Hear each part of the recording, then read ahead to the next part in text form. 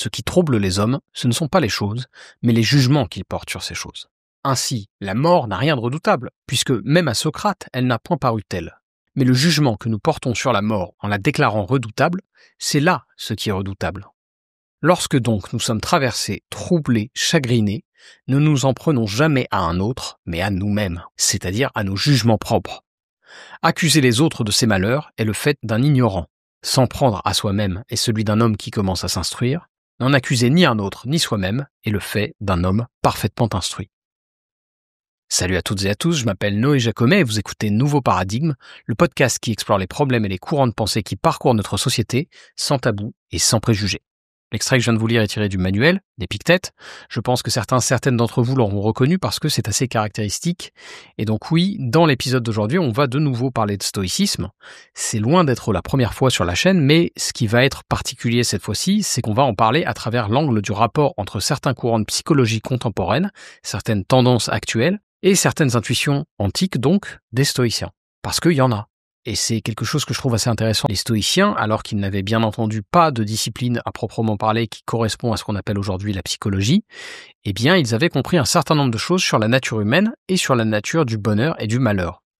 Et donc voilà, dans l'épisode d'aujourd'hui, on va faire ce parallèle entre les TCC d'aujourd'hui, donc c'est-à-dire les thérapies cognitivo-comportementales, donc les TCC d'un côté, et le stoïcisme, notamment de la Rome antique, de l'autre. Je précise d'ailleurs qu'on parle du stoïcisme romain puisque vous vous souvenez, on l'avait évoqué sur la chaîne, mais les origines du stoïcisme sont en Grèce et même sans doute ailleurs puisque le premier stoïque est un Phénicien, Zénon de Kition. Cela étant, le stoïcisme dont on a le plus de traces, c'est celui des Romains avec Sénèque, Épictète, Marc Aurèle, sur qui on va s'appuyer. Mais avant ça, je voulais faire une petite précision. Quand on s'intéresse à ces sujets de psycho, de santé mentale, etc., on est amené quelque part à se pencher sur des questionnements qui relèvent de ce qu'aujourd'hui on appelle le développement personnel. Et dans certains cercles politiques, notamment à gauche, c'est un peu un gros mot. C'est une discipline qui est mal vue, déjà parce que souvent elle est pratiquée par des gens un peu boutiquiers, on va dire, voire même par de vrais charlatans, mais aussi parce qu'il y a quelque chose d'individualiste dans le développement personnel. Self-help, l'appellation anglophone, le démontre. Le développement personnel, c'est le développement de sa personne. Or, la gauche a traditionnellement une approche plus collectiviste. J'utilise ici ce terme dans le sens qu'il a en psychologie sociale, pas nécessairement en philosophie politique. Mais je pense que vous voyez ce que je veux dire. À gauche, on a tendance à se méfier des discours qui survalorisent l'individu, parce qu'on pense que l'émancipation collective ne peut pas advenir par ce moyen. Et dans l'absolu, je suis pas forcément en désaccord, en tout cas pas en désaccord total, mais je pense qu'on a quand même un peu tort de négliger le développement personnel, le développement des individus, parce que, en fait, c'est pas mutuellement exclusif. On peut très bien vouloir l'émancipation d'un collectif et des individus qui composent ce collectif. Et en plus de ça, il y a, je crois, une demande des individus à ce sujet. Ce qui explique justement le succès commercial du développement personnel. Et donc je pense que c'est utile de s'y intéresser et d'en parler, et que c'est utile de ne pas le mépriser. Déjà parce que sinon c'est des gens pas forcément bien intentionnés qui s'engouffrent dans cette brèche, celle du développement personnel, la nature a horreur du vide, mais aussi parce que autrefois ça faisait partie de la philosophie.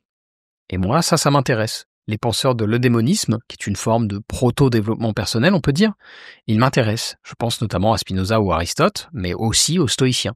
Or, comme on va le voir maintenant, et je ferme donc cette parenthèse, les stoïciens ont eu des intuitions très avant-gardistes, et justes en plus, en ce qui concerne la santé mentale, la psychologie et la quête du bonheur. Alors est-ce qu'on peut dire que les TCC sont les héritières directes du stoïcisme ? Est-ce que Épictète et Marc Aurèle, sans le savoir, nous ont légué des outils pour affronter nos angoisses modernes ? C'est ce qu'on va voir ensemble. Et pour commencer, je vais faire quelques rappels sur le stoïcisme. C'est une philosophie antique qui est héritière notamment du cynisme, et qui doit beaucoup aussi, je pense, à 3 philosophes qui l'ont précédé, Héraclite, Socrate et Aristote. Et le grand principe du stoïcisme impérial, donc celui de Rome, notamment ce qu'on en voit à travers Épictète, c'est cette philosophie pratique qui vise à nous faire comprendre qu'il y a des choses qui dépendent de nous et d'autres sur lesquelles nous n'avons pas de prise, et qu'il est insensé de vouloir changer ce qui ne dépend pas de nous. L'intuition première des stoïciens, c'est ça. Ne perds pas ton temps, ne gâche pas ton énergie à te focaliser sur des choses qui ne dépendent pas de toi. La clé de ton bonheur repose dans ta capacité à t'investir sur des choses, des aspects de ta personnalité, des projets sur lesquels tu pourras avoir une influence. Cela étant posé, la seconde intuition cruciale des stoïciens, c'est qu'il y a une différence entre les choses et les opinions qu'on se fait des choses. Prenons un exemple de la vie de tous les jours. Imaginons qu'un collègue ou un proche, par exemple, vous manque de respect. Imaginons que cette personne dit du mal de vous, que ce soit en votre présence ou pas. Notre tendance naturelle, dans un cas comme ça va être de ruminer, de penser à ce qu'on doit faire ou ce qu'on aurait dû faire ou dire pour ne pas voir notre réputation entachée par cette personne. On va se dire que ce que cette personne fait ou dit est objectivement néfaste. Et là, les stoïciens nous disent attention, tu confonds la chose et le jugement que tu portes sur cette chose. Du point de vue stoïque, ce qui nous trouble dans le fait de subir du mépris ou des insultes, ce ne sont pas les insultes ou le mépris en soi, mais l'idée qu'on se fait de ces choses. Il y a dans notre esprit cette notion selon laquelle c'est grave d'être insulté ou d'être sali. Et par certains aspects, ça peut l'être, hein. C'est pour ça qu'on a des lois sur la diffamation. Mais ce que veulent dire les stoïciens, c'est qu'on ajoute un mal supplémentaire à l'injure initiale en y accolant notre jugement négatif de ces choses. Et j'ai un premier extrait à vous lire qui fait partie des premières propositions du manuel d'Épictète et qui illustre bien ces deux intuitions des stoïciens dont on vient de parler. Je cite.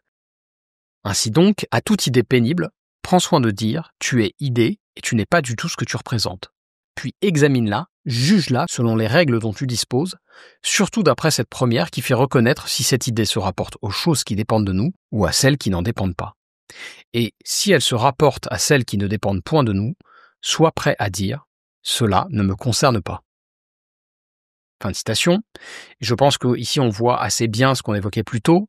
Du point de vue stoïque, ce qui nous trouble, ce n'est pas tant le monde que notre manière de juger le monde. Et c'est aussi ce qu'on a vu dans l'extrait que je vous ai lu en intro. Il y a une différence entre une chose et l'opinion qu'on se fait de cette chose. Et c'est dans cette différence, dans cet écart, que vient se loger une option pour nous, un potentiel choix. On peut décider de penser que c'est catastrophique d'avoir été sali publiquement par quelqu'un, et donc y réagir, ou pas. Je parle en l'occurrence d'une situation vécue. C'est le prix à payer pour faire du contenu sur Internet.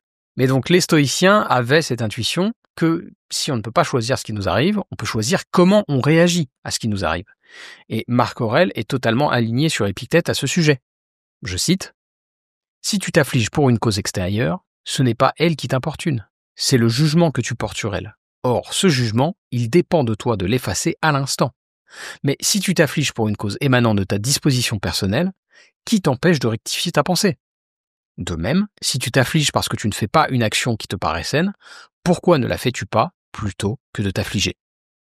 Ça, c'est tiré du livre 8 des Pensées pour moi-même, donc de Marc Aurèle. Et je pense que j'ai assez insisté, les stoïciens nous enseignent que le bonheur se trouve dans cette voie, dans la manière dont on pense les événements. Et ce travail, il peut passer par des exercices mentaux, des journaux, des dialogues intérieurs, des exercices de visualisation, etc., qui ne sont pas si éloignés, on va le voir, de ce qu'on pratique aujourd'hui en TCC. Et vous m'avez vu venir, mais évidemment, je voudrais maintenant vous montrer où se situe le parallèle entre ce champ d'études actuel et la philosophie millénaire d'Épictète et de Marc Aurèle. Alors attention, tout ce que je vais vous dire dans cette partie, je vous invite quand même à le fact-checker parce que je suis beaucoup moins connaisseur et beaucoup moins à l'aise dans le champ de la psycho que je ne le suis dans celui de la philo. Mais donc pour faire court, les TCC, thérapie comportementale et cognitive, c'est un ensemble de pratiques de psychothérapie qui ont été développées un peu par intermittence au cours du XXe siècle et qui ont pour objectif d'atténuer les symptômes de certains troubles de la santé mentale, comme par exemple le stress, l'anxiété, la dépression et quelques autres troubles. Et la particularité des TCC, c'est qu'elles se focalisent sur des pratiques qui nous invitent à questionner certains schémas mentaux qu'on peut avoir, schémas qui nous poussent vers les symptômes d'anxiété ou de dépression que je mentionnais plus tôt. L'idée ici, c'est de prendre du recul par rapport à nos émotions négatives et à questionner les motifs souvent irrationnels qui font naître ces émotions. Prenons un exemple, la jalousie. Si vous avez connu des gens jaloux, ou si vous l'êtes vous-même, c'est souvent des modes de pensée où on va s'imaginer des choses totalement fausses. Ah, si cette personne ne répond pas immédiatement à mon message, c'est sans doute qu'elle me cache quelque chose. Et voilà, avec cette pensée, le cercle vicieux mental est enclenché. Pourtant, il n'y a rien de rationnel dans cet exemple. Si on met du temps à répondre à un message de son ou sa bien-aimée, ça ne veut pas automatiquement dire qu'on est infidèle. Mais pour la personne qui a des angoisses liées à ça, la personne qui a peur de perdre sa compagne ou son compagnon, eh bien, ces croyances irrationnelles peuvent vite l'entraîner dans une spirale où elle va se sentir trahie, s'imaginer tout un tas de choses et soupçonner le pire. Sur la base de pas grand-chose. Là encore, situation vécue. Je ne vais pas plus loin dans cet exemple, mais je pense que vous avez compris, c'est contre ce type d'angoisse que les TCC peuvent être utiles. Et justement, un des psychologues qu'on associe au développement des thérapies comportementales et cognitives, c'est Albert Ellis, qui était donc un psychologue américain né en 1913 et mort en 2007, et qui, dans les années 50-60, a développé ce qu'il a appelé thérapie comportementale rationnelle émotive. Alors dit comme ça, c'est un peu abscon, mais dans cette pratique, le thérapeute va justement essayer d'aider son client à identifier les croyances irrationnelles auxquelles celui-ci est en proie, et l'amener à questionner et à contrecarrer ses croyances. Ici encore, l'idée c'est de montrer qu'il y a une différence entre ce qui nous arrive et la façon dont on perçoit, dont on juge ce qui nous arrive. Et justement, Ellis propose un modèle intellectuel pour nous aider à garder ça en tête. Alors en français, l'acronyme marche pas, mais en anglais, ça donne ABC. Et ce modèle nous permet d'appréhender ce qui se passe quand on fait face à un événement de la vie qui nous affecte. L'idée, c'est de séparer l'événement de ses conséquences et de nos croyances à ce sujet. A, c'est l'événement. B, ce sont nos croyances face à cet événement. Et C, ce sont les conséquences émotionnelles liées à ces croyances. Et ce que nous dit Ellis, c'est que c'est pas A qui entraîne C directement. Il n'y a pas de lien direct entre un événement et les conséquences émotionnelles qu'on va y associer. C'est B, donc nos croyances, qui font le lien entre A et C. Exactement comme chez les stoïciens. Et c'est pas surprenant d'ailleurs, puisque Ellis a lu pas mal de philo, et il cite notamment Épictète et son manuel comme une influence importante sur son travail. Et j'ai parlé un tout petit peu de ce sujet à Pierre Bordaberry, que j'avais interviewé l'année dernière. Il est connu aussi sous le nom de Psychoquack et il tient la chaîne éponyme de vulgarisation psycho. Et Pierre m'a très brièvement dit qu'effectivement, la deuxième et la troisième vague de développement des TCC étaient influencées par le stoïcisme.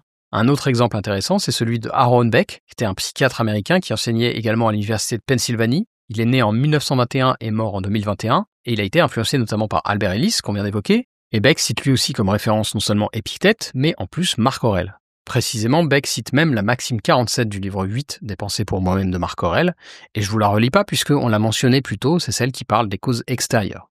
Et Beck propose lui aussi un modèle thérapeutique que je trouve assez intéressant, inspiré du stoïcisme. Dans le cadre de celui-ci, le thérapeute va aider le client à, dans un premier temps, observer ses pensées négatives. Dans un second temps, il va évaluer les liens, les relations entre ses pensées, ses émotions et ses actions. Suite à ça, le client va être amené à se focaliser sur ce qui va dans le sens ou à contresens de ses pensées, de ses jugements, notamment ceux qui sont inadéquats, bien sûr. Et une fois ces jugements identifiés, le thérapeute va encourager le client à générer des substituts, des pensées et des jugements alternatifs plus appropriés qui vont avoir pour rôle de remplacer le réflexe cognitif initial qui est inadapté. Pour finir, le client va être amené à poursuivre cette démarche en identifiant les présupposés et les croyances négatives qui seraient sous-jacentes à la situation explorée, notamment avec des outils pratiques issus du stoïcisme. Je vous donne quelques exemples en vrac d'outils des TCC qui sont assez semblables à des pratiques stoïques. La restructuration cognitive que je viens de vous décrire, c'est un peu l'équivalent de l'examen stoïcien des impressions. Marc Aurèle écrivait chaque soir pour remettre les choses à leur juste place. Et on peut également le faire aujourd'hui à la façon de Marc Aurèle avec un journal de bord dans lequel on va écrire sur ce qui nous arrive et comment on le ressent. Autre outil stoïcien intéressant, la préméditation des mots. Mots, c'est M-A-U-X, préméditatio malorum. Je pense que vous avez compris, ça consiste à imaginer le pire pour s'y préparer et donc atténuer la peur et les angoisses associées à un potentiel événement négatif. En TCC, on parle d'exposition graduée pour habituer le patient à ce qui lui fait peur. Et c'est assez semblable. Et dernière chose qui est plus globale mais assez intéressante, la thérapie d'acceptation et d'engagement, ACT en anglais, qui a été élaborée par Stephen Hayes, un autre psychologue américain dans les années 80, se rapproche pas mal de l'éthique de la vertu des stoïciens, notamment parce qu'il y a ici une réflexion peut-être plus morale sur nos valeurs et sur le fait d'agir en conformité avec celles-ci. Voilà, je pense qu'à travers ces exemples, on a vu des similitudes importantes entre thérapie cognitivo-comportementale et stoïcisme, mais pour autant, je pense qu'il faut nuancer un peu. C'est pas la même chose. Déjà parce que, de base, la psychologie et la philosophie sont des domaines de connaissances spécifiques, mais aussi parce que les stoïciens ont un modèle qui ne s'arrête bien entendu pas à des pratiques vertueuses concernant notre santé mentale. Chez les stoïciens, il y a aussi un modèle métaphysique, une cosmologie, qui n'ont rien à voir ni d'ailleurs rien à faire dans la psycho. Et même dans les pratiques qu'on a vues, les stoïciens, ce qu'ils cherchent, c'est pas la réduction des symptômes liés à des états mentaux néfastes, ça c'est juste une conséquence, mais ce qu'ils recherchent en premier lieu, c'est la vertu. Et là où les TCC vont vraiment se focaliser sur le fonctionnement, les stoïciens, au contraire, ont une approche plus philosophique. Ça paraît évident énoncé comme ça, mais ce que je veux dire, c'est que dans le stoïcisme, il y a une vision du monde, là où les TCC sont beaucoup plus pratiques. Cela dit, malgré ces différences, le dialogue entre les deux me semble assez fertile, et surtout, il montre que certaines idées philosophiques anciennes ont traversé les siècles pour se retrouver dans nos pratiques thérapeutiques contemporaines. Et ça, c'est à la fois plutôt bien, et en même temps, ça doit aussi nous pousser à remettre en question certaines pratiques plus récentes qui sont pourtant empiriquement moins efficaces, notamment dans le champ de la psycho et surtout de la psycha. Je vous fais pas le couplet anti-psycha, je vous laisse vous renseigner sur ce sujet, mais je pense qu'il y a des choses à relativiser à ce sujet.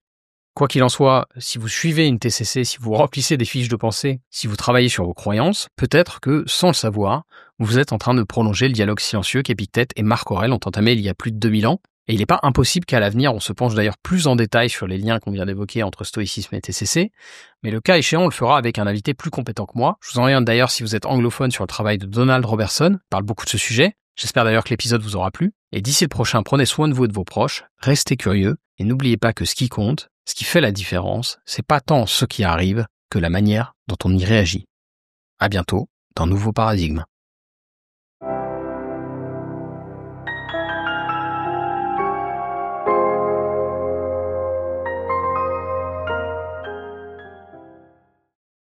Si vous aimez mon travail et que vous voulez me soutenir, il y a plusieurs façons de le faire. Vous pouvez attribuer une note et suivre Nouveau Paradigme sur Apple Podcast, Spotify, Deezer et YouTube, ou bien vous pouvez simplement le partager à vos amis et vos proches. Le bouche à oreille aide toujours. Enfin, vous pouvez financer le podcast en vous rendant sur ma page Patreon ou Tipeee. Et quel que soit le soutien que vous m'apportez, merci. C'est vraiment grâce à vous que mon travail peut continuer à exister et se pérenniser.